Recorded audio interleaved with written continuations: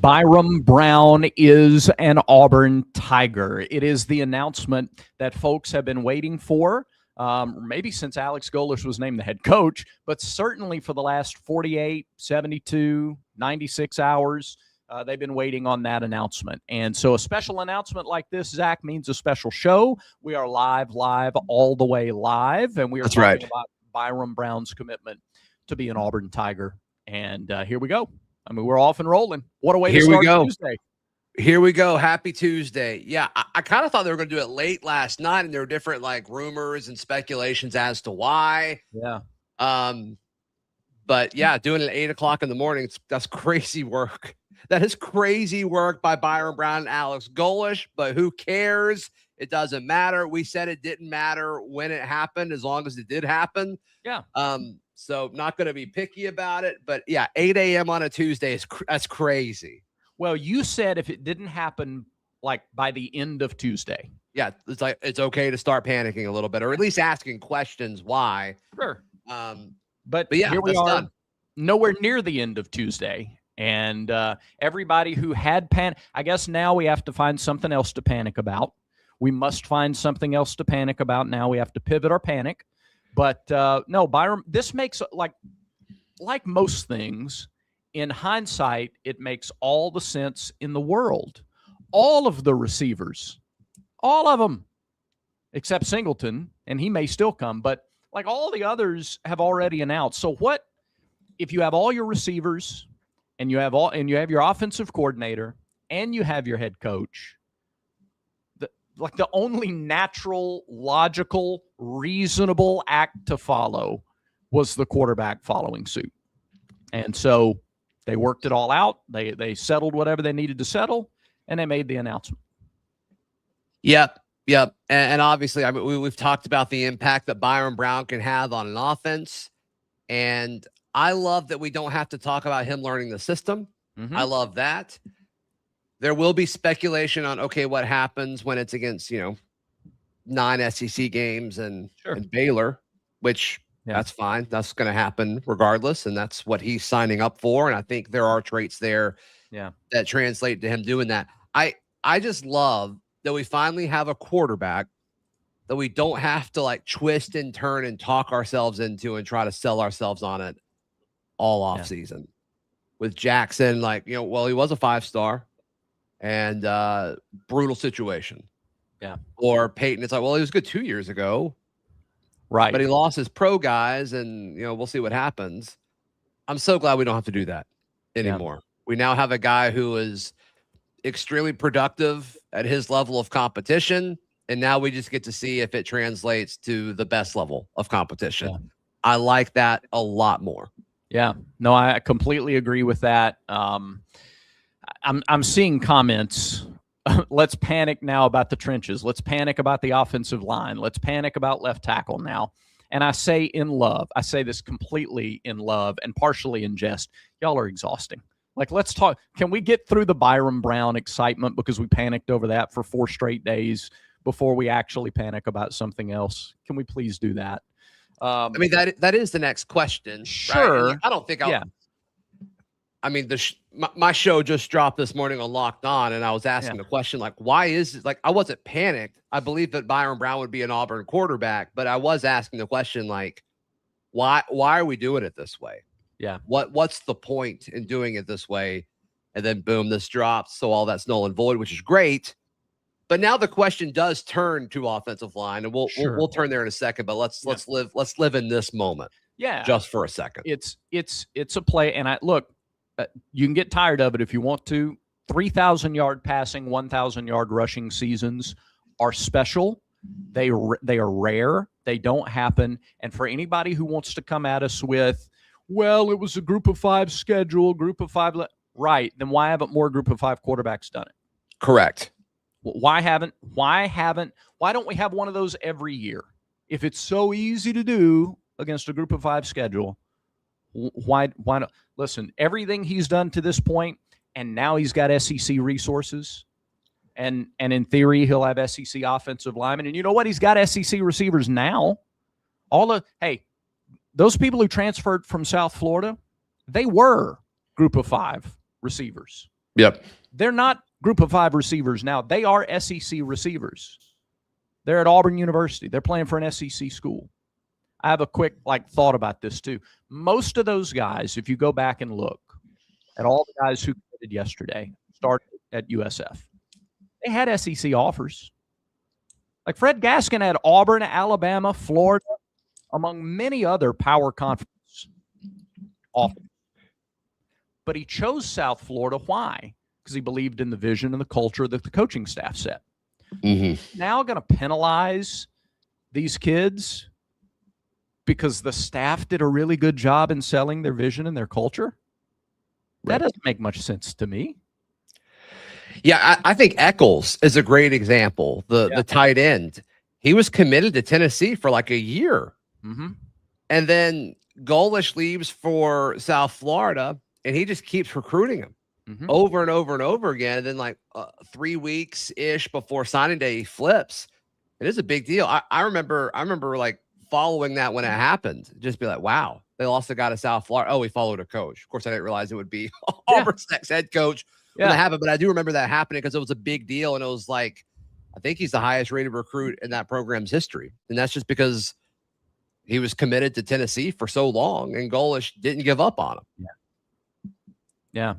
Says a lot about Golesh. Says a lot about Gordon, the offensive coordinator. Says a lot about Cody Burns and his relationships with those wide receivers. Like you could say, the easy, lazy thing to do is to say, well, of course those guys want to transfer to Auburn. Of course they want to follow.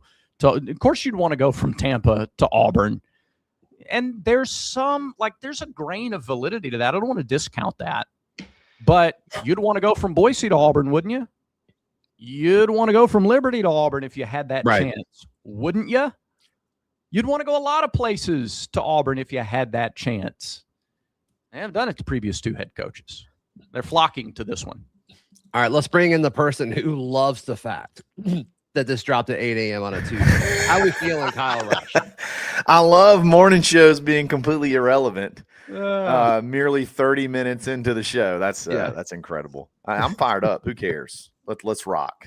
This is a lot of fun. So glad it's finally over. Brownies for Byrum. Brownies for Byrum. I found a funny post. If you remember at thebarnauburn.com, there our mega portal thread is like almost 200 pages. Yeah. And I just posted it on on X, but it's good biblical humor. You know, good biblical humor is I appreciate good that. It's good for everyone. Yeah. And basically what's happening is like if there's any period of time, and I know we all went through this, is if there's any extended period of time that you go without a commitment, it's because everything's going wrong. Everybody's leaving. You're not getting anybody. No. And Locusts, frogs. Yeah, I go away and come back, and it's a complete meltdown. And this shout out Tad Lightfoot says, "We are the wandering Israelites, and Charlie 5 is our Moses. Every time he checks in, we've built a golden calf, and everyone is off the rails." And that is so accurate. It is kind of like Moses was going to Pharaoh asking for the Israelites to be released. When is it going to happen? When is it going to happen? When is it going to happen? Let my people go. And now the Exodus is really in full. Yeah. I do think there's part of this, guys, that the skeptical Auburn fan, it's like, oh, well, it's just he's just following his coach from South Florida. Yeah. If Alex Golesh was the South Florida coach still, Byron Brown would have been one of the main targets in college football. And I think that's being overlooked dramatically. Yeah.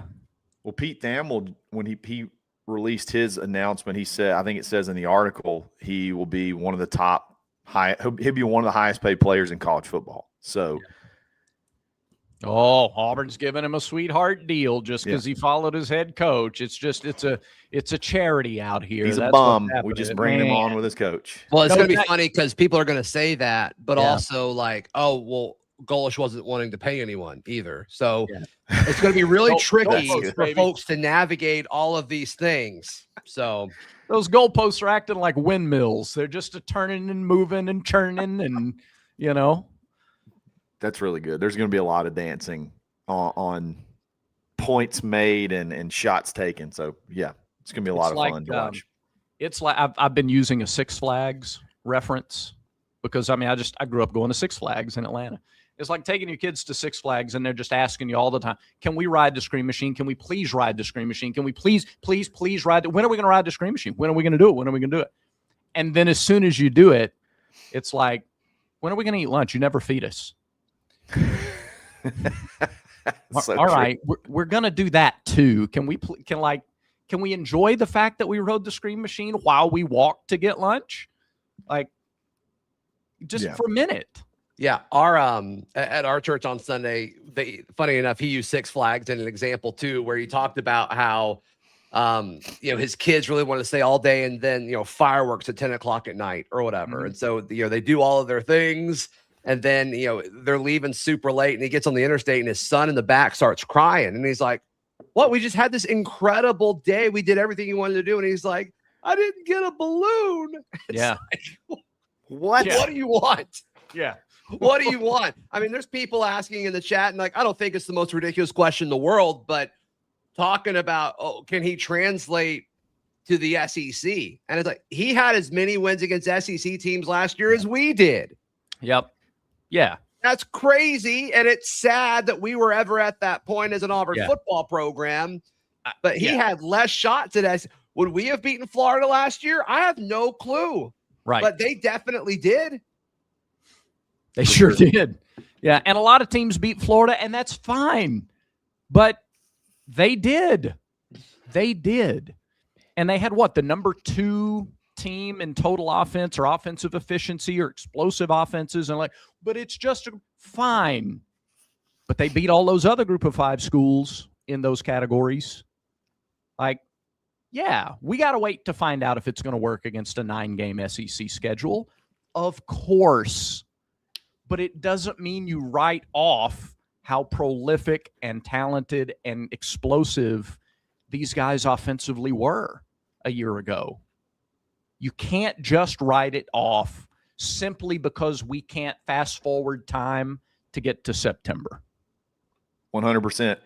Switching gears a little bit, I noticed also in that Pete Thamel tweet that Byram's being represented by Drew Rosenhaus. And that makes a lot of sense as well as to why things took as long as they did. And then I look at the top, if you look at the top 20 in the portal, I think only 14 of those are unsigned. Yeah. So the bigger the player, the bigger the agent, the longer these negotiations can take. And I think that's what you've seen. You've just seen we're dealing with an NFL big boy agency. And they're going to make sure I called it the trust me, bro, NIL piece over the rev share is about as rock solid as it can possibly be. So everything makes sense in the end. And it usually does. The way things play out, the story will tell itself. Kyle, you're totally right on that. If everybody could possibly be willing to just take a breath, it usually does work itself out. It usually works itself out. And look, Andrew you say that though, but this is a very passionate fan base who has watched their team just get waxed for the last 5 years. We do it when we're winning. But it doesn't. It's been so long, I've forgotten. You might be right. I don't know. But that doesn't change how long the process takes. Sure. Andrew Warsaw and Alex Golesh and the rest of the staff. They were. How many commitments did Auburn get yesterday? I mean, they're talking to a lot of guys simultaneously. Yeah. So there's only so many, there's only so much you can do. I don't still go to Six Flags, by the way. I haven't been to Six Flags since 2010. I don't know what kind of shape it's in right now, but you can't ride everything at once. Can't do it. It's true. You got to plan your day. Yeah, I bet that hasn't changed. Yeah. Probably not. Yeah. Okay. Well, do you want to go through the positions now? A little position snapshot now, a little update. Yeah. I wanted to jump in and boog real quick, but and then I'm going to head out. But I got some other stuff to do today. But love you guys. Glad it's over with. Hey everybody, if you haven't yet, check out today's Top Button podcast. It's completely irrelevant. The show is completely. We launched a new show yesterday. The Social Hour that drops every night at 7 p.m. on audio and video. So that's exciting. And then you've got an afternoon audio show Audio Kyle. only. It's going to be fun to do today. We'll actually be able to talk about some relevant stuff that's not going to be canceled When does that out. drop on audio? 3:30? 4:30 for your drive 4:30. home. Okay, So, there you go. Barnes got you covered all day long, don't we? I mean, sun Yeah, up, there's so sun much. down. It's overwhelming. I don't know how Have we're a going good to day, pull this guys. off. Love you a long time. Man, that's All great. right, let's go. You want to do All right. position by position now? Yeah, go for it. This is really Cool. good. We started this yesterday. All right, quarterback, Byron Brown, Lachlan Hewlett, and Reese Brush. You got to get one more? Got to get one more. Yeah. I don't think the staff has given up on Deuce Knight. I agree. Reports of him officially being in the portal yesterday happened. We'll see if that just puts a bow on it and that's done or what. But there's a lot of schools that feel really good about Deuce Knight. And I don't know how Auburn truly feels about Deuce Knight, but we'll see. We'll see. How much of that do you think hinges on Trinidad Chambliss and his waiver with Ole Miss? Because Missouri has its quarterback now. Florida got the Georgia Tech guy. Miami's still out there, but I haven't really heard Miami and Deuce connected. LSU's getting a visit from Sam Levitt. Yeah, I would think it's either Ole Miss or Boston College at this point. Yeah. Or Auburn. Yeah. Or Auburn. Or Auburn. All right. Yeah, and Ole Miss may string him along until. Thing is, if I'm Ole Miss, if you want Deuce, I don't think Trinidad Chambliss should be your reasoning for if you take him or not, which is kind of in the same boat we are, right? Where I don't think I don't think Deuce is viewed as a guy who's like a surefire starter, compete for a championship in 2026. Right. And it's crazy to think, but like that's the world Ole Miss is living in now. Yes, it is. They're spending money that way. They got Jay Crawford. They dropped the bag for him. They're not planning on going backwards. So they're going to try to go out and get a starter as well. Now, it's funny to talk about proven starters, and you got a D2 national champ that's leading them to this round of the playoffs. So who's to say? Nobody's a surefire home run hit at quarterback, but in any event. At running back, since we did this yesterday, some movement. Jeremiah Cobb, obviously, we haven't heard an official announcement for him one way or the other. Nikai Davenport from USF joining the running back room yesterday. Then Omar Mabson and Alvin Henderson. Of course, Darrell Robinson has entered the transfer portal. And I think Davenport is a really solid replacement for Robinson. Mm-hmm. I still think it's going to be Cobb as one. And then I'm fascinated to see how things are balanced between Davenport and Omar Mabson, if I had to guess today. And or Henderson if he is still on the roster, unless he goes somewhere. We've heard that they like Henderson. Yeah. They're still hosting other running backs. Florida's running back is in town. It might be today. Yeah. So that's interesting. I don't fully understand the plan at running back. I like it. They're getting a lot of bodies. But yeah, we'll see how that pans out. NH. Yep. Saying, Brown to Auburn. This is the way. 100%. Brownies for Byrum. Brownies for Byrum. That's right. At wide receiver, got some action yesterday. Jeremiah Coger, probably the most underrated name that we will talk about today. Christian Neptune, Bryce Kane, Corey Pettigrew, Sam Turner. And then you've got Duke and Eric Smith, who we've not heard officially from yet. And then your high school guys, Deshaun Spencer, Brian Williams Jr., and Brady Marquise. So the additions from yesterday, Coger, I guess Coger's the only one since we did this yesterday. But I'm really impressed with him. I want to get somebody else on the other side. Yep. Is that Keyshawn Singleton, the other USF receiver? Do they go elsewhere? I would love the Kansas State receiver, Jace Brown. I think he's great. We'll see how they handle that moving forward. Yep. Agreed. And I saw some, yesterday, if you run down the list of like the names of the guys who left and the names of the guys who come in, it's so easy to go, it's a clear drop off. If they're running the same offense, maybe not, but they're not running the same offense. You're asking guys to do different things. Yeah. I mean, the production's not close. Right. And that's something like, I don't know. I mean, I'm kind of tired of having all these talented, highly recruited guys, and they just don't do what they're supposed to do. So, right. For one reason or another. And it's not all their fault. Right. It's not all their fault. A lot of it's system and stuff. But these guys overachieved last year, which is good. Does it translate? Do they get the same opportunities here? Right. It's impossible to know right now. Correct. At tight end, Jonathan Eccles and Ryan G, and then DJ Broughton, the freshman. So need several more tight ends. There's been a lot of talk about the Florida State guy, which I think he's trending elsewhere now, but curious to see who they add at tight end. How about Ashton Daniels going to Florida State, by the way? Good for him. Yeah. Good for him. Good for how about him showing up with an Auburn backpack? Did you see that? Well, no, I didn't see that, but I mean, what's he going to do? That's what he's got. That's what he's got. They couldn't give him a Florida State backpack for his trip. They can ship him one. Yeah, I don't know. Guess not. All right. Guess not. Yeah, gosh, I'm going to pull for him. Yeah. Yeah, I'm a big fan of Ashton. Offensive line, one of the two position groups, really one of the three position groups where, okay, like we need to turn the focus here, and obviously they're focusing on it. They've had a bunch of offensive linemen visit and reach out, and conversations have happened, but nothing official yet. I think that's where they're going to spend most of their money. And hopefully, I saw a few people say this in the chat, like hopefully having Byrum in officially, maybe that entices offensive linemen to look at you a little different. We'll see. Yeah. But as far as returners, Tyler Johnson, we have not heard from anything officially. Cale Ellis has said he's coming back. Brody Scholl, Ty Buster, then Jacoby Ward. We've heard officially that he's coming back. And then the freshmen that are coming in, Wilson Zaire, Parker Pritchett, Michael Lundy Foster, Mason Mathis, and Bear McCorder. Yeah. A lot of youth. A lot of youth. You're going to need to add three starters, I think, at least through the portal. I'd like more.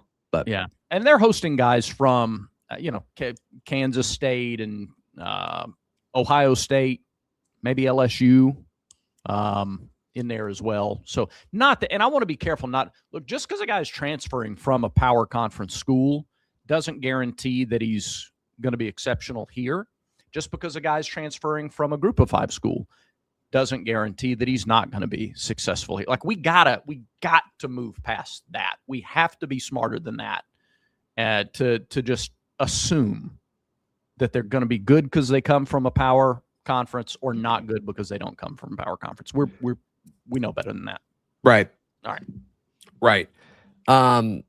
JD in Courtney Miller, member for 2 months. Thank you so much. All right, JD and Courtney. Welcome. Thank you so much. Yeah, please, all of y'all consider joining and being a member. If you're watching on YouTube, it's down there somewhere. You click join and get access to a few different things. And we're working on more exclusive content for you guys as well. So please consider that. Would mean a ton. Defensive line, another one where, they're clearly going to have to do some stuff here. And it's interesting at these other positions, with the exception of quarterback, obviously. Yeah. It seems like the guys they're targeting are more like scheme fits and value plays. Defensive line, a lot of the guys they're reaching out to are top tier guys that are going to be expensive. So I kind of expect them to spend a lot of money on the defensive line, and they're going to have to. They lost so much. Lost 1, 2, 3, 4, 5, 6, 7 guys. A lot of those guys played a good bit last year. You've got 3 guys returning. Yep. You've only signed 2 guys out of the high school ranks. You've got a lot to do. You have a lot to do in the defensive line room. And Crawford and Autry can be guys you can build around for sure. They can be major pieces. They're your core, 100%. Absolutely. But you got to have more. You got to have at least, if you could get 6 interior D linemen, that'd be great. 6 guys you can rotate in, minimum 4. But if you get 6, that's awesome. So, a lot of work still to be done there. Edge is an interesting position as well. We know Jared Smith is back to build around. Yeah, you need more. You need more. And I also think the element of like the defensive line at edge, you had Keldrick and Amaris last year, guys who could scoot inside. Yeah. You don't really have that with any of your edge guys currently. But Jared Smith and Joe Phillips announced, I think I was yesterday, that he's coming back. I was a little surprised by that, but happy about it. Yeah. Super highly touted guy. Georgia really wanted him. Can he take that step? He's going to have an opportunity to. Then J.J. Falk, and then the freshman Chris Wells, which I don't think will be a factor this year. I think Joe Phillips can be like the defensive Bryce Kane, the guy who for a couple of years has waited for his opportunity, and now maybe he's got the chance to do that with a new head coach and so many other guys leaving. Yeah. At linebacker, obviously linebacker, I think that room's pretty good. They'll probably add one more guy for depth. Xavier Atkins, DeMarcus Riddick, Elijah Melendez, Bryce Diaz. Then 3 freshmen, Jaquez Wilkes, Shadarius Tootle, and Adam Balagoon Ali. Like all 3 of those guys a ton. Love that linebacker room for sure. It's going to be one of the best in college football for sure. Fred Gaskin added. Yeah, go ahead. Fred Gaskin.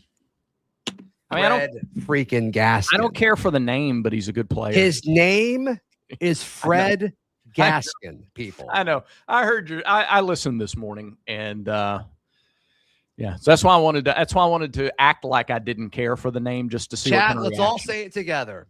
His name is Fred Gaskin. That's the new thing. That's the new Kobe Hudson natural wide receiver. Corners, you got Champ Anthony, who I think comes back, but we'll see. Nothing official. Same with Rayshawn Pleasant. And then other corners. Blake Woodby, Gavin Jenkins. I think that's it for corner. So they're looking for at a few more guys there. The Tennessee guy, is it Ricky Gibson? Is that his name? That sounds right. From Tennessee. I think Texas Tech has gotten into that. So I think it's going to offer him, $20 million. It's like, oh, yeah, all right. Yeah, you should go take that. Right. And then at safety, Caleb Harris, Sylvester Smith, Fred Gaskin. His name is Fred Gaskin, people. Eric Winters, New Boy Fagans. That's then your freshman, DeMonte Tab. I got to tell you, that's a pretty solid. That's a really solid safety room. It is. Really solid. Name a few of the guys in the safety room. You just named them. What are you talking about? Sylvester Smith? Fred Gaskin? His name. Oh, okay, I'm sorry. His name is Fred Gaskin. All right. And then special teams, we've added Hudson Powell, the long snapper, Alex McPherson, Hudson Cock, Connor Gibbs, John McGuire. You lost Townsend Magoo in the portal. So there we go. Love McPherson coming back, solid as a rock, and then hopefully his health continues to go in the right direction, and he gets stronger and stronger. And then look, Hudson Cock, maybe there's some improvement there from year 1 to year 2 at Auburn for him. So it's good stuff. What a good day. What a good day. What a good day, Brad Law. Selfishly, it's fun when you post something on social media like, let's have another great day. And everybody's like, what's so great about it? Just like, hang on. It's not even 8 o'clock yet. Who were you trying to sound like just then? All like the collective. The voice of public opinion? Yes. The collective naysayers. The collective panickers. Zach Dixon. Mm-hmm. Very loyal member of the barn. We love you so much. Would you rather have Singleton or Jace Brown, both great players? Okay. That's a great question. I think I'd rather have Jace Brown. Okay. Based on what? That's a great question, Brad. Based on what? Because they're similar. Right. I guess because Brown's done it at the P4 level. Yeah. I guess that's my subconscious reasoning there. Gotcha. But obviously system's important for this. Some of this is also cost. I think Brown's going to cost more than Singleton. Yeah. If they cost the same NIL, I think Brown is my answer. Jace Brown had 41 catches for 712 yards and 5 touchdowns this year. How many games did he play in? Do you have that? He missed some. I think he missed the last part of the season. He played in 10 games. Okay. So he missed the last 2 games, I think. He missed the last 2. So those numbers across 10 games is. Well, yes. 12 of his 41 catches came against North Dakota. Oh, now, interesting. Now, look, if you start doing this with everybody, right, you can make whatever argument you want. You can shape a narrative however you want to shape it. But, 12 of his 41 catches came against North Dakota. He had 3 100-yard receiving games. One was North Dakota. The other 2 were at Baylor and at Kansas. So road games in conference play. Mm-hmm. Hey, and look, maybe he just hates North Dakota. Maybe. because like North Dakota State. Yeah. North Dakota is a state. Yeah. Maybe he's partial to South Dakota. So the North Dakota game, man, it was on. Yeah.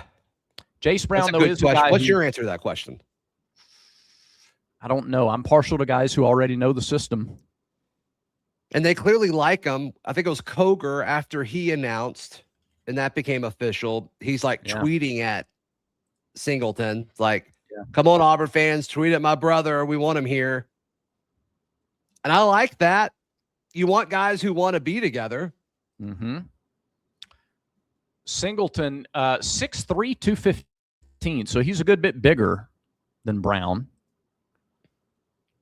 Doing the same thing. He played in 12 games, 50 catches, 877 yards, 8 touchdowns. Singleton had 200-yard games. Texas, San Antonio, and Rice. At Memphis, 7 catches was a season high for him and a loss. What's your preferred form of rice? Steamed? Probably brown and wild. Okay. Yeah. I love. What about you? I love a nice wild rice medley. Sure. A medley. Multiple styles. Yeah. Multiple rices. Line. I have a great line. I'm just not brave enough to use it. So no, don't do it. It's not worth it. I'm not. The upside's not worth it. Don't do it. I know it's not. It's really. It's really not. All right. Cool. How about this? I hope that we're talking about one of those guys committing soon, whichever one it is. And honestly, like, we need both of them. Yeah, because a lot of those younger like we're talking about these additions from South Florida that are coming off their true freshman season. They're not the guys, I don't think, with all due respect to them, I don't think they're the guys expected to be like receiver 2, 3, or 4 this coming season. Yeah, I don't know. I don't like Koger. I expect to be productive this year. Neptune, I think I do. Yeah. Can Neptune and Bryce Kane coexist and both be productive? I have a hard time seeing that. Yeah. Well, like I don't think Corey Pettigrew plays. Yeah. So if you add Singleton or Brown, like I think that's your core. They did a good job of spreading the ball around though last year at USF. Yeah.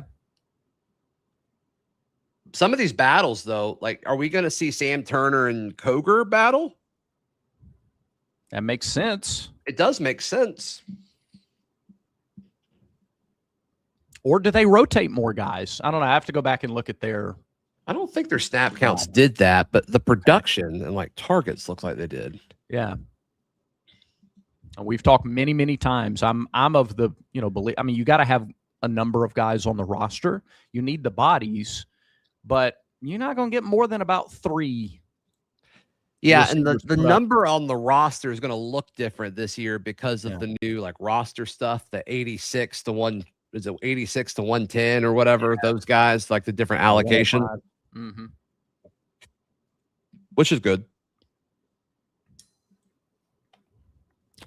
All right, so their receivers at USF that led in snaps, Keyshawn Singleton had 627. Koger had 518. Then there were several in the 300s. Neptune had 378, so a pretty big drop off. 378. Chaz Nimrod, which is the name I've been told to watch out for, 322. And then Mudia Rubin had 377. So a pretty big drop off there. It's a drop off, but so they got 3 guys. No, they got 5 guys, 300 snaps or more. Yeah, 322 or more, which is a lot. Yeah. Then after that, it was a big drop off to a guy named Jaquan Smith who had 255. So that's kind of where that next level was. Okay. So So that's 5 guys. Right now, that would be what? Koger, Neptune.